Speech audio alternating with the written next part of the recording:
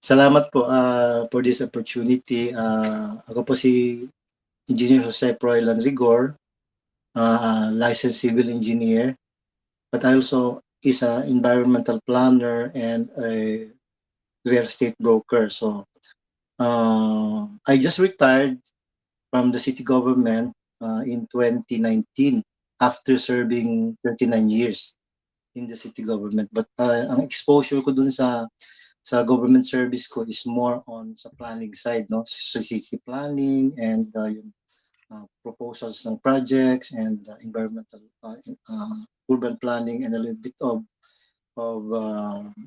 infrastructure planning. Yun yung exposure ko doon sa government service when I was still in the active Mm. service to the sa city government. So now I have three sons and one daughter.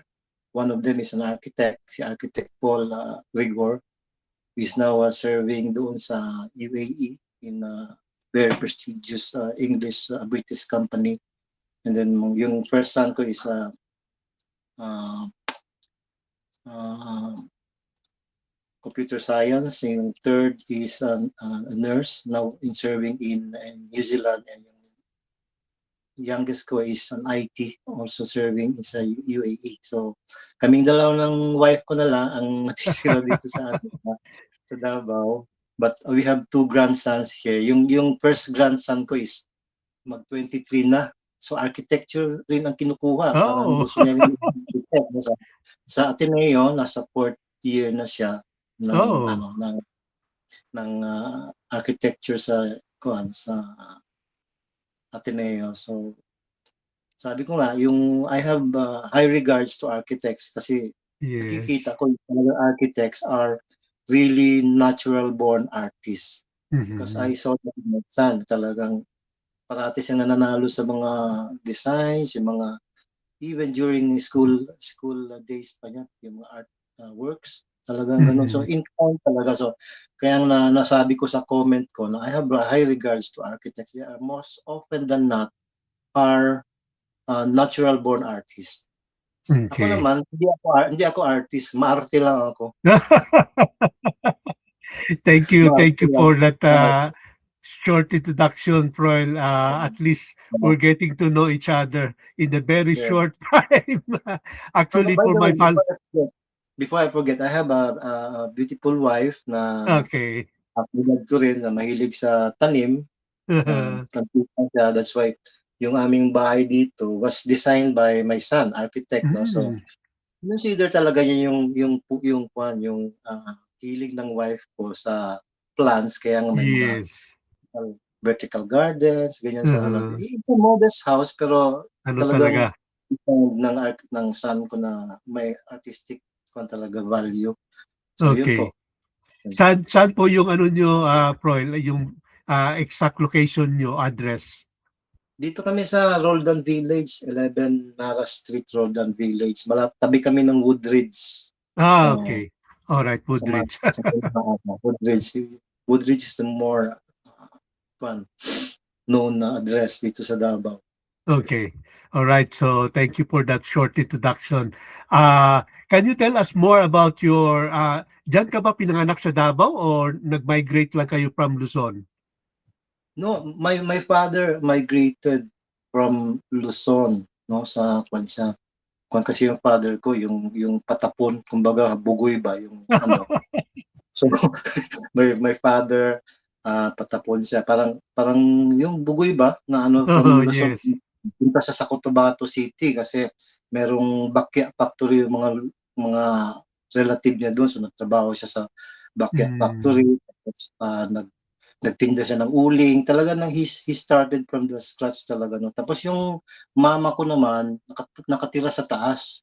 Parang teacher yata or something. So, nagkatuluyan sila kahit na against yung lolo ko sa kanya. Kasi, alam mo naman, bugoy lagi yung father na Oo. ganun. Pero, sa birth certificate ko, nakalagay doon, driver yung father ko, tapos yung mother ko is teacher. Pero bilib ako sa father ko dahil kahit na driver siya, sikap siya na mag-aral, no? Na sa college, pinaaral siya ng mama ko as a driver.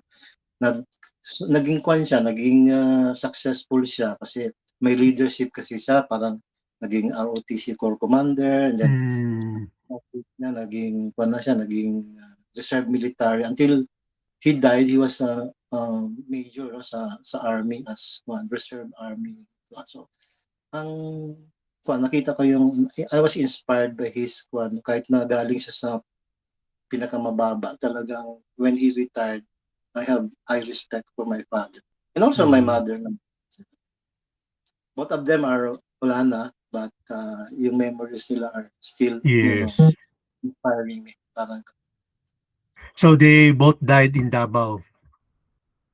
yeah, no, my father died sa Tarlac noon Sa kasi Tarlac pa. yung father ko medyo mahilig sa politics, no, sa kaso Oh. siya na board of member yata doon sa Tarlac, sa grupo nila Cory Aquino. Kinalaban ba ng Tarlac? But then, so number 9 siya, so 8 lang yung kukunin, so medyo na siya doon, na heartbroken siya.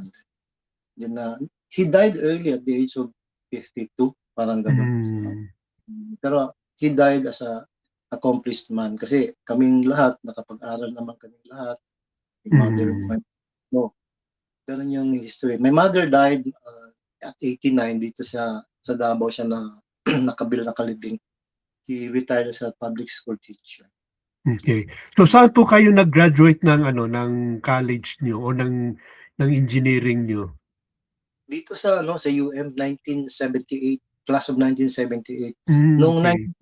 1978, wala pang ang architecture and civil engineering were in one department. So Department of Architecture and Civil Engineering kasi ang Yes. architecture that time kukunti pa lang, siguro sa class nila mga 5, 6 pa lang yung architect. So, mas Yes. maraming civil engineer. But now, talagang separate na yung architecture departments and schools, no? Separate from civil engineering na. Engineering, yeah. Tama yan. Naalala ko kasi ang dean namin noon si Dumdum eh. Yes, si Dean Yeah. Dumdum, nabutan mo rin Dean pala yun. Dumdum. Yeah. Yeah. Architecture, Department of Architecture and Engineering yun sa UM. College of Engineering, Department of Architecture kami. That was kailan yun? 1983 ako ang pumasok sa UM. Ang head namin si Percival David. Yeah, si Architect David. I know him Yes, also. yes. Yung anak ko kasi si Girly kasi kasamahan ko sa city planning yun. Okay. Teacher ko po Si siya. Girly, architect din, architect. Yes. Shout out kay Ma'am Girly. Yeah, Perlita David Yu. Oo, Yes. kasamahan ko sa city planning yun. Yeah. Alright. Ma'am, shout out to you. Kilala ka pala ng guest ko today. Alright, so Froilan, yung first job mo is sa ano kaagad sa City Hall or dumaan ka pa ng ibang mga practice or company? No, student pa lang ako. I was a working student then, no. So nasa third year ako ng engineering. Nagpasok ako as engineering aide sa Ecoland Properties. Remember yung Ecoland Properties before?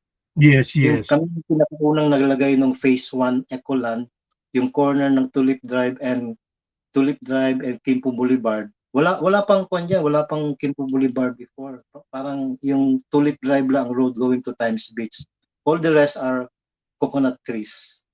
So I work as engineering aide, working student ako with UM. And then nakalipat rin ako sa Alcantara and Sons, I think sa Farm Systems Development Corporation. So mga short stays before I landed into the city engineer's office. Nung nag-license civil engineer na ako, I applied for a position dun sa city engineers as civil engineer.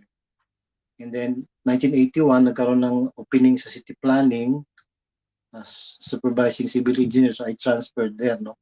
And then finally naging planning officer 1, 2, and then I retired as planning officer 4 in the Office of the City Planning in 2019. Mm.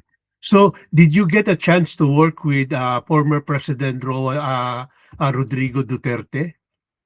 Opo, 1988 kasi siya di ba? So Yes, kung yeah. ang work range ko diyan is from 1980 to 2019. So naranasan ko yung leadership ni President Rudy Duterte and Sara Duterte, no, until Sara Mm. Duterte. Kita ko talaga yung leadership nilang dalawa. No, how they handle people, how they handle duty. Nakita namin yung kanilang leadership because for a while, in-appoint ako ni Mayor Duterte to head the nag-organize kami ng traffic management center. Yung CTTMO ngayon, it was then a traffic management center. So ginawa niya akong OIC sa traffic management center just to start off the traffic management bureau of the city. So hanggang lumaki siya, actually detailed lang ako doon, and nung naayos na I got back to city planning. Pero yung traffic management center grew into a department na yun, City Transport and Traffic Management Office. So meron tayong gamay exposure sa traffic management doon. And during his time, tapos kay Mayor Sara naman, na-expose naman ako doon sa traffic management and urban management. Magkasama pa kami ni Mayor Sara doon sa Japan noon to study their traffic signalization, yung kanilang traffic management system doon. So we were classmates. Tawag kami ni Mayor Sara classmates. So, mabait si Mayor Sara in person, no? Yes. In person, very soft-spoken si Mayor Sara. So nung nasa Japan kami, tapos nalimutan namin yung pitaka namin sa bus, tapos lumapit siya, bakit hindi kayo nag-order ng mga pagkain nyo? Sabi niya, ma'am, nalimutan namin yung pitaka namin sa bus. Sabi niya, sige na, bumili na kayo, ako nang bahala, pautangin ko kayo. Sabi, ma'am, kasi utang man, babayaran namin. ang mahal nung ang mahal ng Yeah, mahal ang Japan. mahal ng Yeah. Japan. But we enjoy their stay there. Very fruitful yun because lahat ng napag-aralan namin, actually yung mga yung mga projects ngayon, yung Davao City Coastal Road, yung bypass road, all of those were identified during the term of then Mayor Duterte. Doon talaga, because yung city planning kasi is in charge in zoning and urban planning. So doon namin in-identify na dapat maglagay tayo ng another road, yung bypass road na. Not exactly the same route, no, pero in-identify talaga namin sa zoning map na meron dapat na road dito, meron road dapat dito sa coastal natin to arrest future traffic management problems. So that's why masaya tayo dahil malapit na matapos yung Davao City Bypass Road. Yung Yes. coastal road almost malapit na rin siya, nasa Santa Ana Pier na yata siya, no, yung bridge doon to connect ultimately doon sa R. Castillo. Doon kasi mag-end yung coastal road. And then the beauty of that is at the end of the Davao City Coastal Road is the start of the Davao Samal Bridge. Okay. So, ano na siya? Diretso ka. So, galing ka ng MAA, punta ka ng Coastal Road via Tulip Drive. Pagdating mo ng Coastal Road, dire-diretso ka na all the way to Samal Bridge. So, imagine the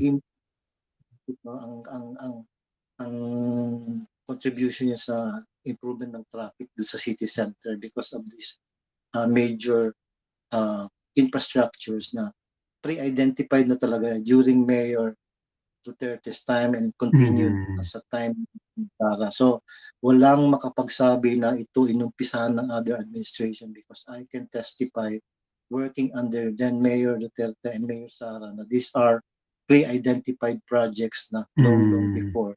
Ngayon lang talaga na-realize yung mga projects niya. But si Mayor Duterte saw to it na mapondohan niya ng JICA, yung bypass road, yung coastal road, finally yung Yung Samal Bridge, I don't know kung China ba yung nag-propose niyan or something. I think it's Japanese, no, JICA rin.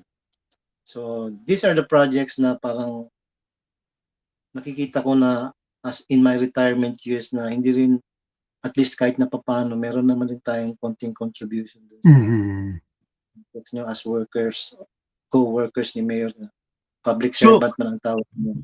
okay. So what you're saying pala, even long before na ano ninyo na pala yan na nagkaroon na kayo ng vision na magkaroon ng mga bypass road, mga coastal road, mga kailan nyo yan na naalala na parang na-conceptualize yan? Nung nag-updating po kami ng zoning, kasi yung zoning plan, ang zoning plan is part of the Davao City Comprehensive Plan. Kasi ang isang syudad, dapat meron kang comprehensive development plan na at least 30 to 50 years ang paglantaw nimo. Oh yeah, yes. No? So during that time, so hindi naman kami lang ang nag-isip niyan. We consulted the different sectors, no? Mga architects, professionals, mga environmental planners, lahat ng sectors were consulted in the formulation of comprehensive development. Hindi yan amin lang isip, no? So hindi naman ganun kasi yung pagpaplano. When you plan, you have to really involve other sectors of the community. Lahat talaga nagbigay ng kanilang punto, di vista, no? Kung paano mapa-improve yung Davao 30 or 50 years from now. So kaya na-identify yung 1990s pa, andyan, nilagay na namin sa mapa, sa zoning map. Meron kasi requirement ng HLURB, dapat meron kayong zoning plan, zoning map, and then development from that should be approved. No? So, nakalagay na doon sa mapa. Kung hindi kayo maniwala, meron doon sa aming zoning plan yung mga roads na dapat ilagay natin. So, most of them nalagay na, no? Yung coastal road, bypass road, isa pa yung those are the major roads identified. Meron pang iba, hindi pa na-implement, but pwede ko i-review balik yun, no? Yung nalimutan ko na rin. Sa dami ba naman ng road identified, no? But I can remember, ito yung talagang major roads na dapat. Yung link pala, yung link ng Kalinan to Coastal Road, pre-identified din namin yun. So dapat ma-link talaga Kalinan to the Coastal Road para yung tao from Kalinan, hindi na dadaan ng MacArthur. From Kalinan, diretso ka na, link ka na sa Coastal Road and then go all the way to the north, no? City center. So these are pre-identified na long before. Okay. Hindi mo publicized, no? Yes. So it's a good information, no, na para bang ang criticism kasi is usually sinasabi na walang plano ang gobyerno, walang walang vision. And now no, by telling us na even in the 90s, no, ano na pala yan, nakahilera na pala yan ng mga plano. So let's shift gear dito sa usaping City Hall, Freud, because ito talaga yung dito tayo nagkaroon ng connection with Kim D. Oy, Kim D, dapat magpakita ka ngayon, ha? So, si Kim kindly, babae ba si Kim? Babae ba si Kim? Lalaki. Yeah. Tawag dito, can you give us a background? Kasi parang all of the sudden parang nagkagulatan na parang mayroong proposal ang real estate department or something like that aspect of mga professionals na nagpropose sila ng ng parang out of context na na City Hall. Ano po yung thoughts niyo diyan, Froil? Ang sa akin po, I have high regards also to Sir Bebot Caino kasi magkasama kami sa real estate industry. Remember, I'm also a licensed broker. So, nagkasama kami noon sa PAREB niyan. And then, yung kanilang organization namin. So, I have high regards to Bebot Caino. So, yung kanyang proposal, I think, is timely. No? It's really high time that we need to have a city hall. Kasi kita mo naman ang city hall complex, di ba? Meron dito, meron dyan. Because, sa fast phase of development ng city, kailangan talaga na the facility should also be updated. No? So, ngayon, during my stay sa city planning, there was also a plan na magtayo ng building, no? Hindi ko lang alam, mas medium rise, diyan banda sa location na kay Sir Bebo. Pero medium rise sila, but interconnected with the old City Hall and the Sangguniang Panglungsod. Para yung client, diretso ka na, hindi ka na dadaan pa, bababa, punta pa ng Yeah. Butuan. So, the interconnection, if ever na diyan ang magiging final location, the interconnection of the three buildings should be integrated. Para kung gusto mo magpunta ng Sangguniang, hindi ka na bababa. Diretso ka na lang, may hallway ka na lang going to Sangguniang Panglungsod. I don't know how the architects can do that, no? Kasi I leave it to the architects. Sila yung mga artists integrate the facilities to aesthetic considerations. So, yun yung aming concept before. Pero I don't know what happened after I retired kasi wala na akong in touch with my colleagues. So all of a sudden, this proposal to have a high-rise building dyan. So ang naiisip ko kasi, there is a 200 hectare government area doon sa UP Mintal. No? 200 hectares allocate dyan ang NEDA before because we used to discuss that sa NEDA, sa RDC, na maglagay talaga ng government center dyan so within the Mindanao complex. No? So dapat dyan ilagay lahat ng national offices, di ba? Para isang one-stop shop na lang siya. Yes.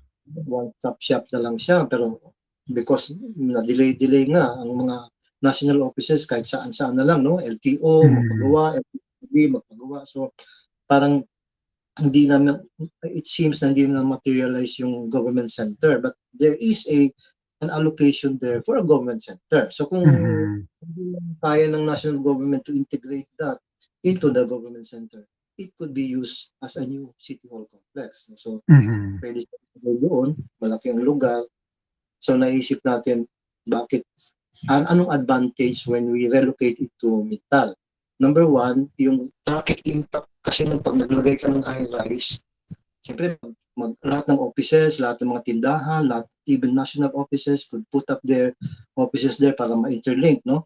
So, imagine the traffic that it would generate. No? So, yes. sa environmental planning and traffic impact assessment, you have to assess the impact of the building sa traffic. So, yun yung consideration na ang magiging negative side if you force the issue na yung 32 stories should be located at the city center.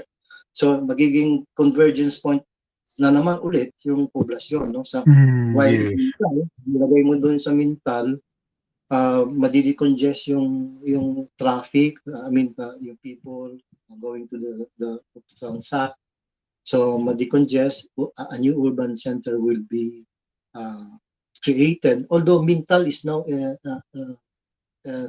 malakas ang kuwan na ngayon ng Mintal kasi yung residential area nandiyan na ngayon, residential hub, may mga malls na rin dyan.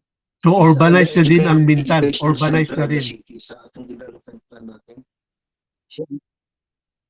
Urbanized na rin Mintal, may mga hospital, meron na rin mga malls, meron na rin, I think condominiums will be put up by the other developers, may bilyar na narinig natin, so housing development is there because it's the educational center na ating syudad. UP, nandiyan yung maraming other branches of the schools, so nandiyan na located, no, sa Philippine Science High School, nandiyan is located there. So, national ang college yata, nandiyan din somewhere there. No? So, it's an education center and therefore it would need a residential residential. So, pag nandiyan ka na, and therefore ang transactions sa City Hall medyo parang siya, no? Dapat lang naroon malapit din sa community yung City Hall. Ito yung one aspect. And then plus the fact that yung Davao City Bypass Road is na dadaan sa Mintal. Doon lang banda sa Tugbo, a little bit away from the Mintal Center, sa may Tugbok area. Diyan dadaan yung bypass road from Turil to Panabo. So yung bypass road starts from uh, Lisada, yung may task force sa may Lisada, and ends Mhm. up doon sa Panabo Port. Kasi ang intention ng bypass road is to divert all Mhm. cargo trucks. Hindi na dadaan yung cargo trucks sa diversion road. So yung mga cargo trucks na ang intent nila is going to the ports of Saksa and Panabo, doon na sa bypass road. So dadaan na doon, Mhm. passing through the tunnel, and then diretso na doon sa Panabo. So So imagine that, so yes, kung anyway, opinion man lang natin ito Froy, no? Pero kung ikaw magtingin ng ano, which is better, preserving the historic Centennial City Hall, doon natin itatayo, or mas maganda doon sa New Urban Center or Government Center sa Mintal?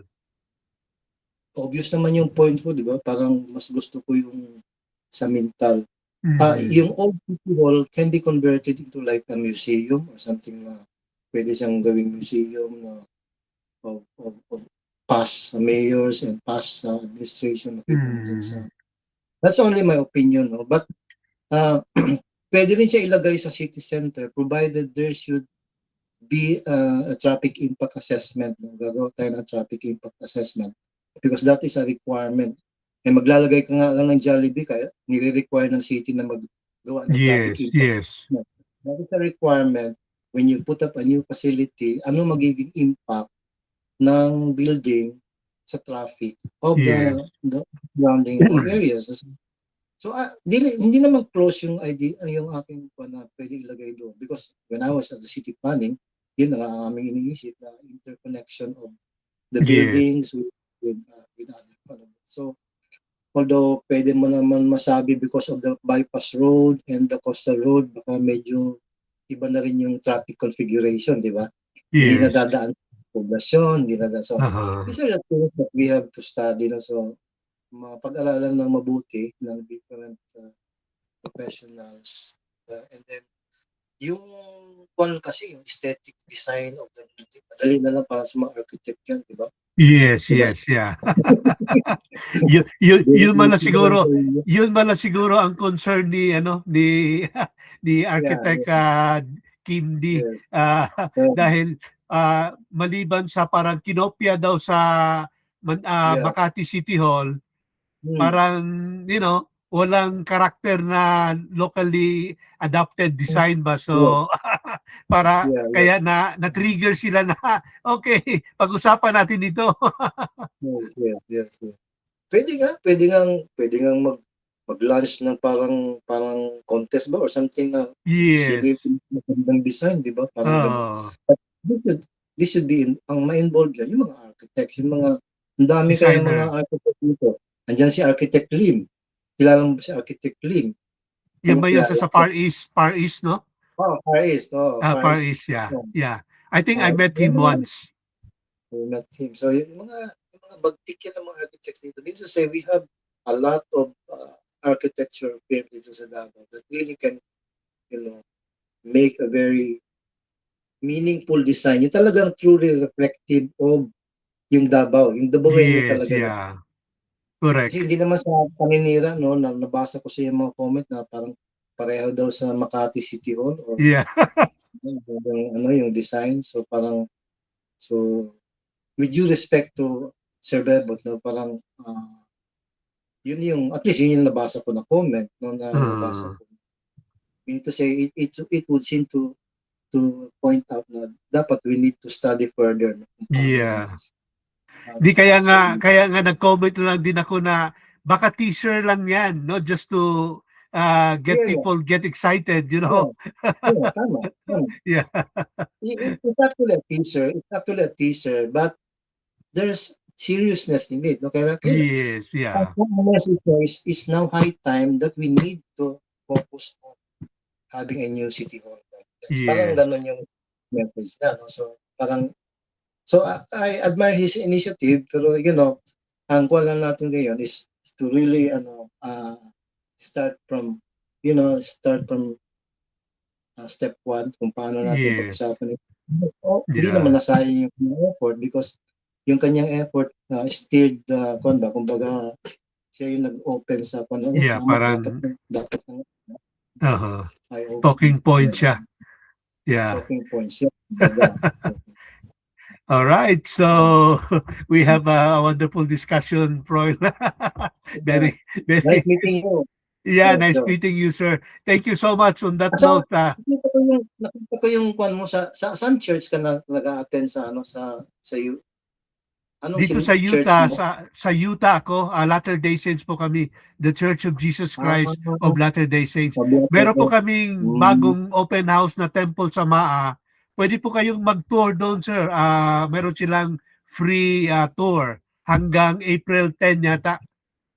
Nakita ko kasi malapit lang yung bahay namin dito sa ano sa doon sa bagong temple ninyo. Yeah. Yeah. Grabe yun, ang grabing Uh, construction yun. Parang 8 stories ang basement ba yun? Narinig ko? Or 6 levels di lang? ko po alam.